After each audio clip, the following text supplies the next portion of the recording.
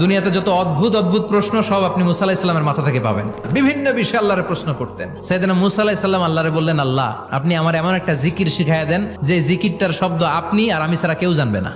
দিনে রাতে সব সময় এই জিকির আমি করব, আপনারে ডাকবো, কিন্তু শর্ত হলো এই জিকিরটা জানবে শুধু আপনি আর জানবো শুধু আমি। আল্লাহ বললেন, মুসা পড়ো লা ইলাহা ইল্লাল্লাহ। মুসা আলাইহিস সালাম কয়, মাবুদ এটা তো জাতীয় জিকির, সবাই জানে। আমি তো চাইছি এক্সেলেন্ট একটা জিকির, কারো কাছে নাই, শুধু আমি জানবো আর আমি পড়বো।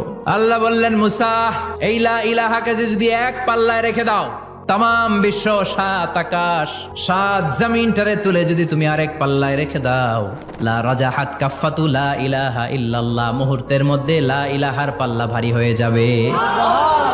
ও মুসা, তুমি যতই এক্সক্লুসিভ জিকির চাও, লা ইলাহার চেয়ে দামি জিকির আমার কাছে নাই।